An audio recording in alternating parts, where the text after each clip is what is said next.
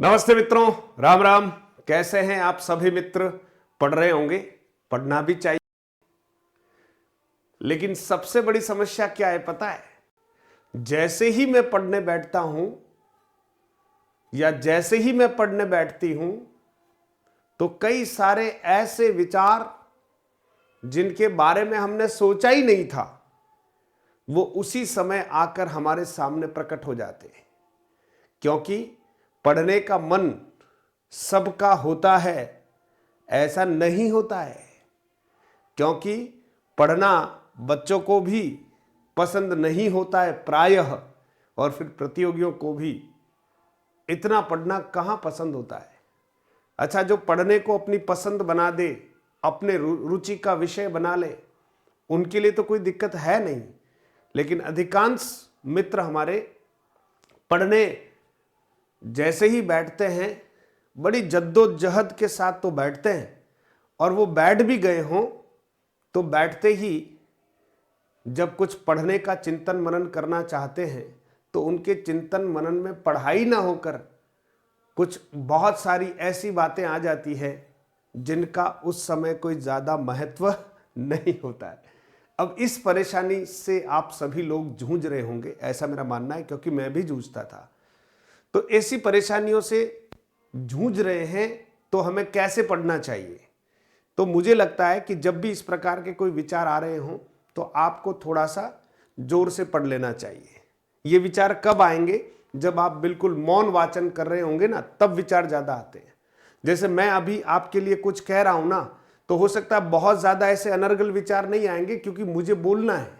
तो मेरे अंदर वही विचार आएंगे कि मुझे अपने प्रतियोगियों को क्या बताना है। वैसे ही जब इस तरह के विचार आते हैं तो थोड़ा तो आप किताब लेकर चहलकदमी करने लग जाएं, और फिर आप थोड़ा उसको जोर से लाउडली पढ़ने लग जाएं। अब लाउडली का मतलब इतना जोर से नहीं है, पर कुल मिला के आप जब बोलकर पढ़ेंगे तो अनर्गल विचारों से बच जाएंगे।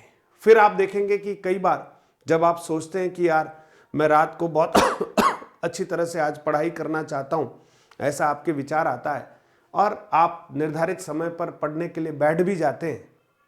लेकिन जैसे ही आप किताब खोलकर बैठते हैं, 15-20 मिनट बाद, आधे घंटे बाद कहीं से नींद उड़ती हुई आपके पास आ जाएगी और आपको अपने आगोश में लेने लग जाएगी।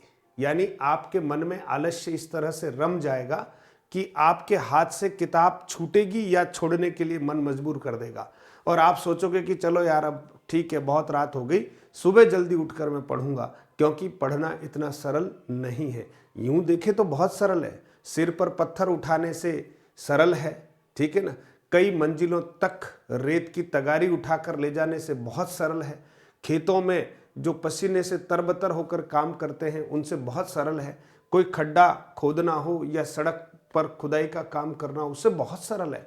लेकिन फिर भी मन पर अगर थोड़ा बहुत भी हम ध्यान नहीं रखेंगे तो ये मन हमें कहीं का नहीं छोड़ेगा दोस्तों। इसलिए जब हम मंदिर में जाते हैं और वहाँ आंखें बंद करके अगर हम ईश्वर का ध्यान करना चाहते हैं तो बहुत बिरले लोग होते हैं जिनका ध्यान वहाँ लगता है।